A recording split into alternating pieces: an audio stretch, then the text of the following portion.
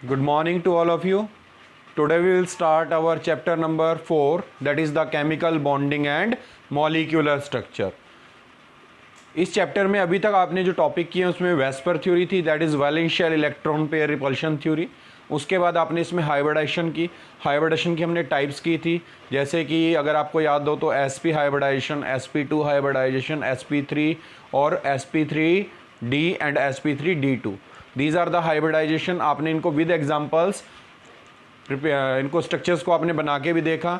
और एक इसमें इंपॉर्टेंट क्वेश्चन आता है जो आपको बताया था कि कार्बन जो है यूनिक प्रॉपर्टी शो करता है. It will show all the hybridization that is sp, sp2 and sp3, जिसमें आपको पॉइंट बताया था कि जब भी कार्बन कार्बन सिंगल बॉन्ड होगा that will be always sp3, और कार्बन कार्बन अगर डबल बॉन्ड होगा तो दैट विल बी sp2, और कार्बन कार्बन अगर क्या हो ट्रिपल बॉन्ड तो दैट विल बी sp.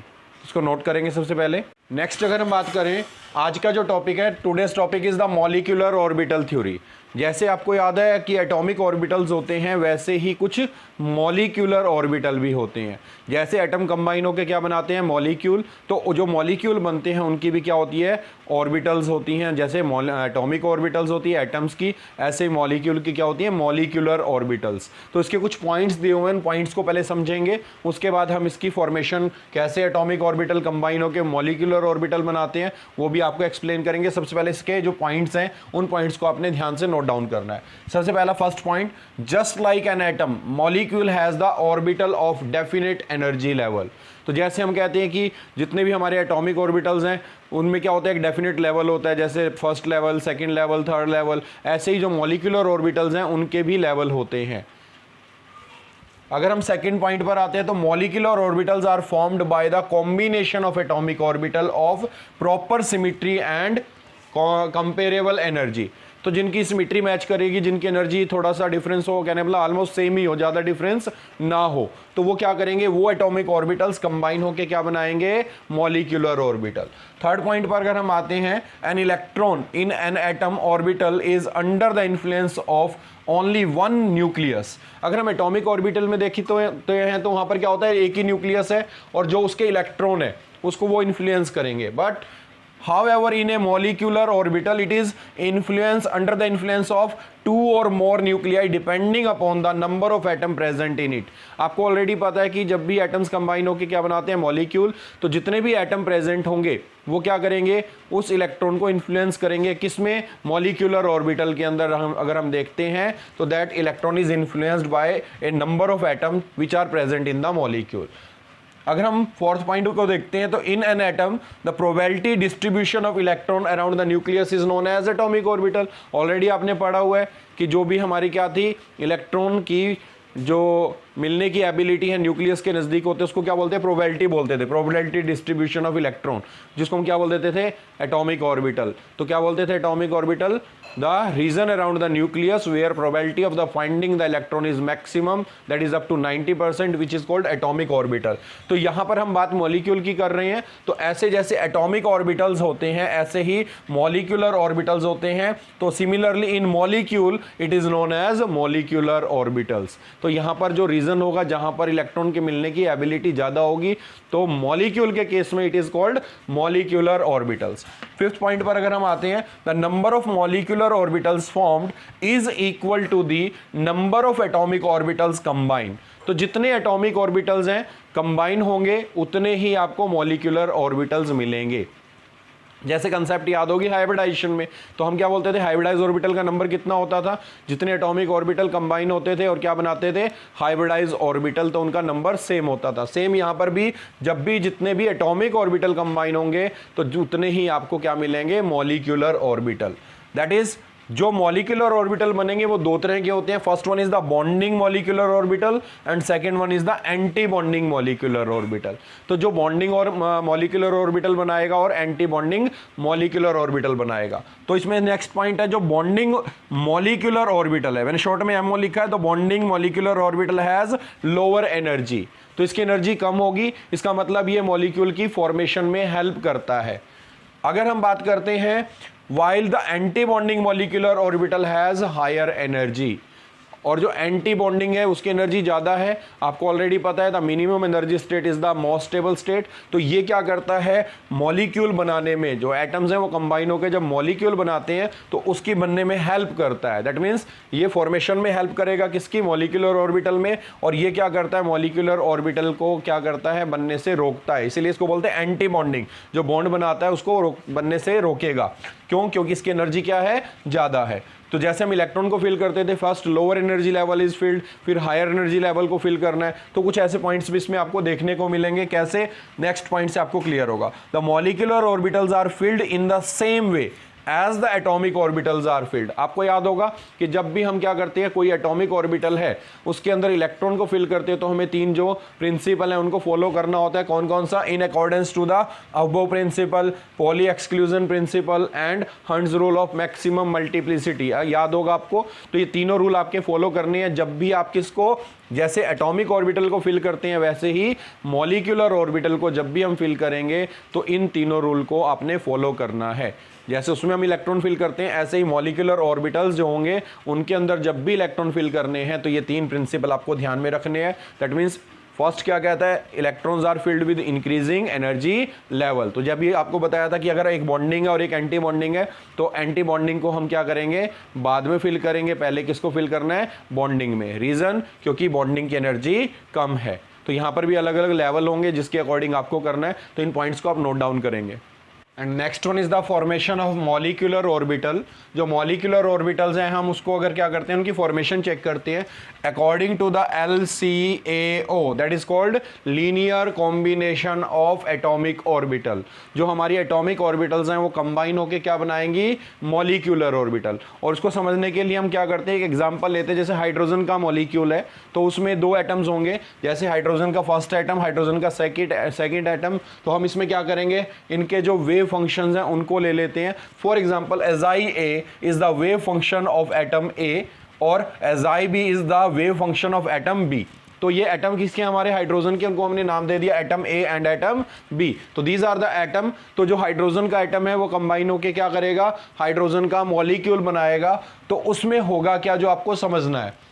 जब हम Zi मॉलिक्यूलर ऑर्बिटल की बात करेंगे तो एटॉमिक ऑर्बिटल्स कंबाइन होकर क्या बनाएंगे, मॉलिक्यूलर ऑर्बिटल। तो which is equal to Zi plus minus Zi B।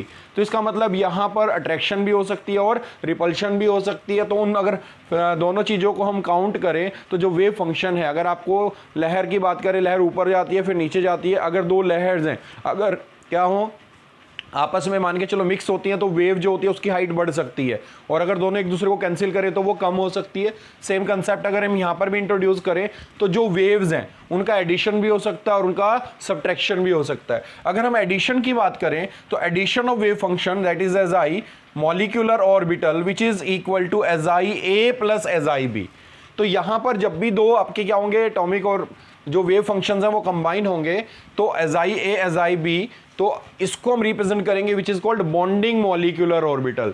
जो हमारी ऑर्बिटल बनेगी वो क्या होगी, that is called bonding molecular orbital, जिसको हम सिग्मा से रिप्रेजेंट करेंगे। किससे, सिग्मा। तो sigma is equal to Zi A plus Zi B which is called bonding molecular orbital and which is represented by the letter sigma. अगर हम इसको subtract कर देते हैं, सब्ट्रैक्शन ऑफ वेव फंक्शन करते हैं तो दैट इज Zi स्टार। और जो ये क्या बोलेंगे, anti bonding molecular orbital which is equal to Zi A minus Zi B। तो यहां पर आपको वेव फंक्शंस को क्या करना है, सब्ट्रैक्ट करना है।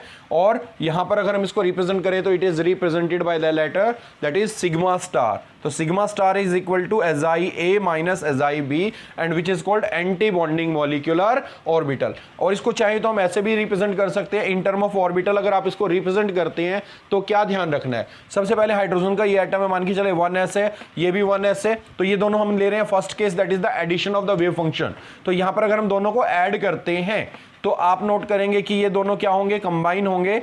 और कंबाइन होके क्या करेंगे, जो ऑर्बिटल्स बनाएंगे इस ऑर्बिटल को बोलेंगे हम बॉन्डिंग मॉलिक्यूलर ऑर्बिटल। इसीलिए इसको किससे रिप्रेजेंट किया, सिग्मा से। तो यहां पर अगर आप देख रहे हैं तो ये क्या कर रहा है, मॉलिक्यूल बनाने में हेल्प कर रहा है। लेकिन अगर हम बात करते हैं किसकी, second case, subtraction of the wave function, तो 1s माइनस 1s, तो ये दोनों अपोजिट हैं।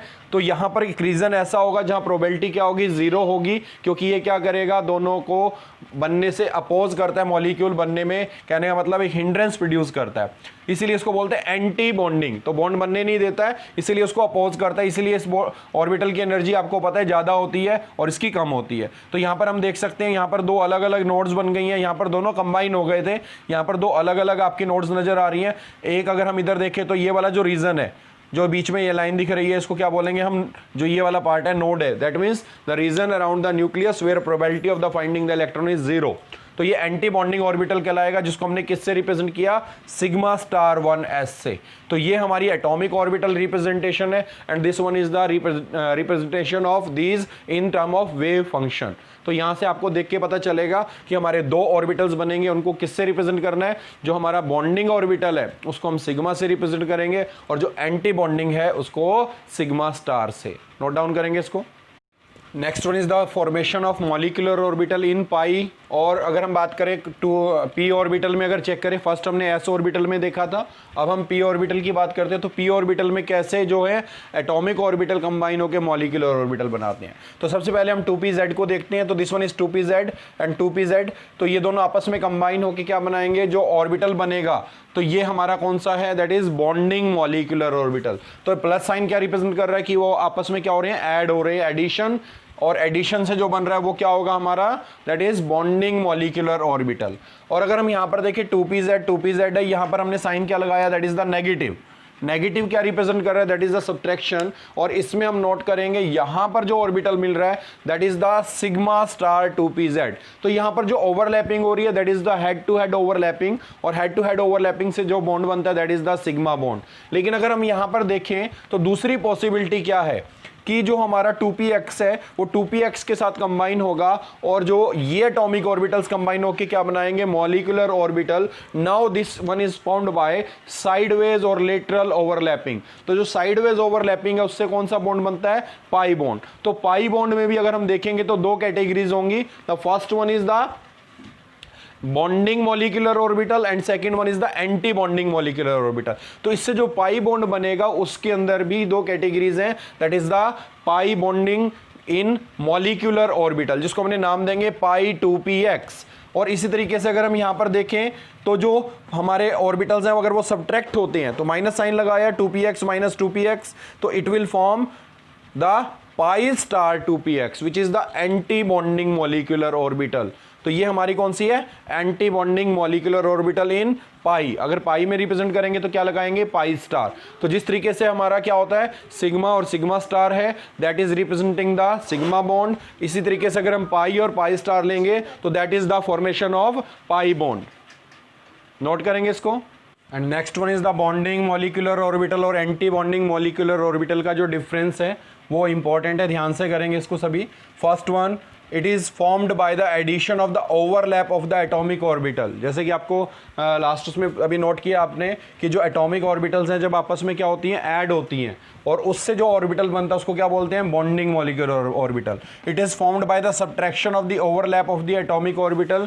जब एटॉमिक ऑर्बिटल को हम क्या करते हैं, सब्ट्रैक्ट, उससे जो हमारा ऑर्बिटल बनेगा उसको क्या बोलेंगे हम, एंटी बॉन्डिंग मॉलिक्यूलर ऑर्बिटल। इसको एजाई से रिप्रेजेंट किया, इसको एजाई स्टार से रिप्रेजेंट किया। इसमें हमने क्या किया, एडिशन, इसमें क्या किया, subtraction in term of wave function. अगर हम सेकंड पॉइंट देखें, they are formed when lobes of the combining atomic orbitals have the same sign. अगर साइन सेम है तो उस केस में जो हमारा ऑर्बिटल बनेगा दैट इज द बॉन्डिंग मॉलिक्यूलर ऑर्बिटल। But in case of anti-bonding molecular orbital they are formed when the lobes of the combining atomic orbital have opposite sign। अगर उनके साइन अपोजिट हैं तो उस केस में जो हमारा क्या बनेगा, मॉलिक्यूलर ऑर्बिटल बनेगा, वो क्या होगा, एंटी बॉन्डिंग। थर्ड पॉइंट को अगर हम चेक करें, it has greater electron density in the region between the two nuclei of the bonded atom. तो यहाँ पर अगर हम देखते हैं जो इलेक्ट्रॉन की डेंसिटी थी जो बॉन्डेड एटम के, अगर हम बीच में देखें तो जो रीजन है जहाँ पर दोनों आपस में कंबाइन होते हैं, न्यूक्लियाई के बीच वाला रीजन, वहाँ पर इलेक्ट्रॉन डेंसिटी क्या थी, मैक्सिमम, जो सबसे ज़्यादा होगी। लेकिन it has the lesser electron density in the region between the two nuclei of the bonded atom. जो आपने डायग्राम में नोट भी किया होगा, वहाँ आपने नोड लिखा था। नोड का मतलब the region around the nucleus where the probability of the finding the electron is zero, जहाँ पर इलेक्ट्रॉन मिलने के चांसेस बहुत कम है, तो उस रीजन को क्या बोलते हैं, नोड। तो यहाँ पर जो एंटी बॉन्डिंग होगा, वहाँ पर जो हम रिप्रेजेंटेशन दिखाते हैं, जब माइनस साइन लेते हैं और जो हमारी क्या बनती है, एंटी बॉन्डिंग ऑर्बिटल्स बनती हैं, तो उसके केस में वहाँ पर इलेक्ट्रॉन की डेंसिटी क्या होगी, मिनिमम। फोर्थ पॉइंट को अगर देखें, the electrons in the bonding molecular orbital contribute to the attraction between the two atoms। जो एंटी बॉन्डिंग के अंदर इलेक्ट्रॉन्स हैं वो एक अट्रैक्शन प्रोड्यूस करते हैं, जिसकी वजह से जो एटम्स हैं वो क्लोज आते हैं और bond formation, that means molecule को बनने में हेल्प करते हैं। तो that's why the electron in the bonding molecular orbital contribute to the attraction. तो ये अट्रैक्शन को क्या करता है, कॉन्ट्रीब्यूट करता है। But in case of anti bonding molecular orbital, वो एक दूसरे को क्या करते हैं, रिपल्शन होता है। और the electron in the anti bonding molecular orbitals contribute to the repulsion between the atoms. तो ये क्या करते हैं, एक दूसरे को रिपेल करेंगे और जो हमारी मॉलिक्यूलर ऑर्बिटल है उसको बनने में क्या करते हैं, अपोज करते हैं। दैट मीन्स मॉलिक्यूल को बनने में क्या करेंगे, अपोज करेंगे। नेक्स्ट फिफ्थ पॉइंट पर अगर हम आते हैं, तो it possesses the lower energy than the isolated atomic orbital. जो हमारी आइसोलेटेड एटॉमिक ऑर्बिटल है उससे इसकी एनर्जी क्या होती है, कम होती है। तो जो मैंने बताया था कि एटॉमिक ऑर्बिटल्स है, उससे जो मॉलिक्यूलर ऑर्बिटल होगा कौन सा, अगर बॉन्डिंग है तो उसकी एनर्जी कम होगी। और अगर हम एंटी बॉन्डिंग की बात करेंगे तो it has the possesses higher energy than the isolated atomic orbital। तो इससे रिलेटेड जो भी आपके क्वेश्चंस हैं एनसीईआरटी के अंदर, इन टेक्स्ट एक्सरसाइज, वो आपने ट्राई करने हैं और इनके जो आपने डायग्राम्स हैं उनको बना के देखना है।